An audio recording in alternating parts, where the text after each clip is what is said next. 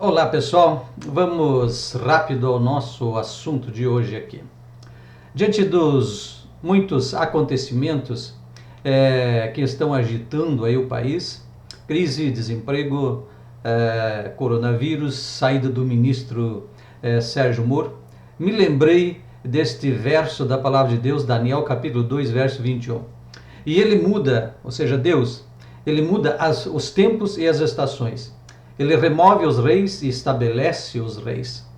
Ele dá sabedoria aos sábios e conhecimento aos entendidos, ok? O que penso a respeito deste assunto aqui, o que quero passar nesta breve reflexão. Primeiro, Deus está agindo e colocando as peças certas nos lugares certos para a realização de seus propósitos, dos propósitos dele, que segundo Jó, capítulo 42, verso 2, diz que nenhum dos propósitos de Deus pode ser impedido. Eu não sei você, a sua opinião, mas eu procuro olhar pelas coisas pela ótica bíblica e espiritual também, né? E o agito das nações é sinal do tempo esgotado, o fim dos tempos, como você queira. Basta ver as últimas instruções de Jesus nos evangelhos e ver também as revelações do Apocalipse e dos profetas, como por exemplo Daniel revelou, e no capítulo 9, Deus revelou a ele o futuro de Israel. E no capítulo 2, Deus revelou a ele o futuro das demais nações. Ao falar isto, quero destacar que estamos lidando com algo muito além de meras opiniões ou opções políticas ou de poderes humanos. Estamos numa guerra de nível muito mais elevado, muito superior, uma guerra que tem a ver com o destino final da humanidade. Por exemplo, quando Donald Trump resolveu mudar a embaixada para Jerusalém, quanta polêmica. Quem fala disso hoje? Quando Bolsonaro também se posicionou ao lado de Israel e também declarou intenções de mudar a embaixada também para Jerusalém, seguindo a mesma linha de pensamento de Trump, mais polêmica, né? Agora vem esse vírus chinês e para o mundo. Mexe com os homens mais poderosos e influentes do planeta. Une inimigos, divide amigos, para a economia, muda opiniões políticas. Verdades e mentiras que se misturavam e se confundiam começam a se destacar, a se identificar, a aflorar, né? O melhor e o pior de cada sistema e de cada pessoa começa a se revelar. E mais uma vez eu lembro das palavras agora do profeta Malaquias, no capítulo 3, verso 18, quando ele disse: então voltareis e vereis a diferença entre o justo e o ímpio, entre o que serve a Deus e o que não o serve, ok? Bom, os governantes das nações, né, os governantes, são os servos de Deus para o propósito eterno do Senhor. Não se assuste, eu disse todos são servos de Deus, eu não disse que todos são filhos, tá bom? Se você não acredita, veja Isaías 45, e lá já no verso 1, onde o Senhor chama Ciro, o rei persa, né, o primeiro imperador persa, Ciro o Grande. Ali o Senhor chama de, esse rei idólatra, o Senhor chama de meu ungido, ou seja, servo, para um propósito de Deus, que foi de libertar o povo judeu, que estava por 70 anos cativo do Império Babilônico. Leia também Isaías 44, e no verso de número 28, que o Senhor disse assim: que digo de Ciro, é meu pastor, e cumprirá tudo o que me apraz. Dizendo também a Jerusalém, tu serás edificada, e ao templo tu serás fundado. Detalhe deste assunto: Isaías profetizou este assunto sobre a vida de Ciro aproximadamente 200 anos antes desse homem existir, desse homem ser imperador da Pérsia. Então, nesta visão, mesmo os piores governantes que você possa apontar no planeta estão cumprindo um propósito eterno. Deus jamais perde o controle da sua criação, tenha certeza disso. Para este fim, ou seja, o mundo tem que estar preparado para o seu fim, o fim desta época, deste tempo. É chamada plenitude dos tempos, conforme foi dito também no tempo do nascimento do Messias, de Jesus Cristo, o Deus que se fez homem e habitou entre nós, tá certo?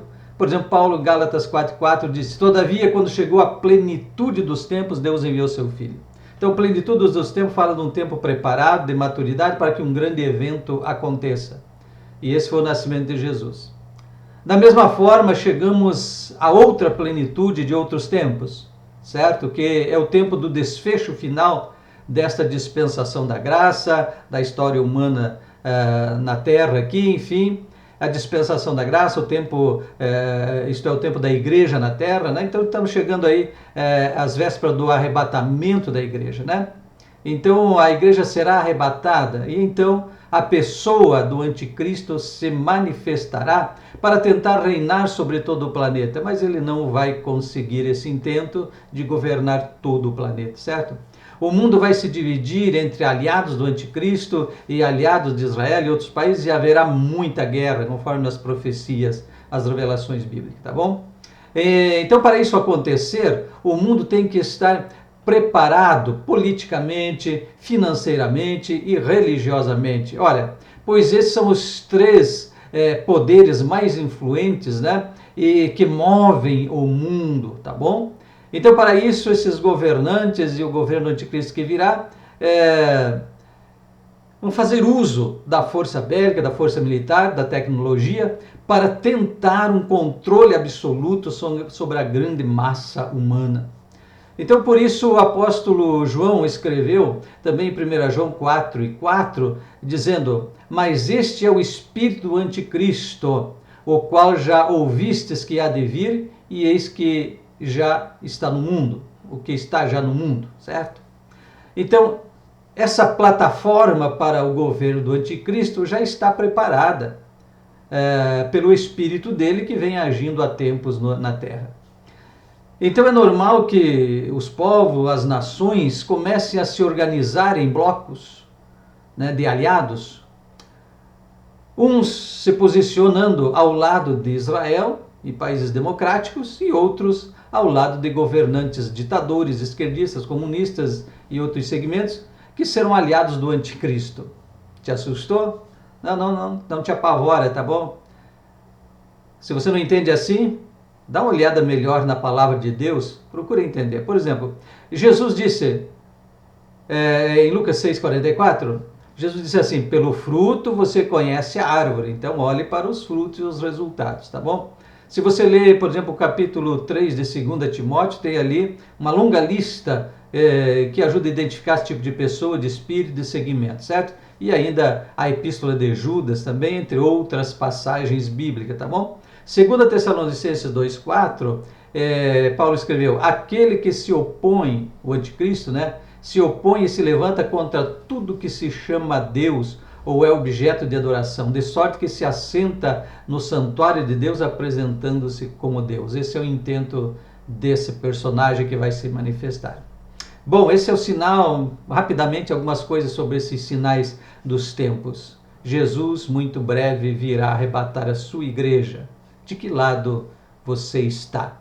Pensa nisso, medita nesse assunto. Me diz uma coisa, pensa aí, responda. Qual o sistema de governo que mais tem feito vítimas, que mais tem matado no mundo? Qual a religião mais perseguida, com o maior número de mártires? Tá bom? Qual é o sistema de governo mais opressor, que não respeita os direitos pessoais, individuais e que tenta ter controle absoluto sobre seus súditos? Pensa nisso. Deus abençoe. Se você gostou, dá um like aí nesse vídeo aí, se inscreve no nosso canal, ativa o sininho aí, divulga, passa adiante. Deus te abençoe ricamente, até uma próxima.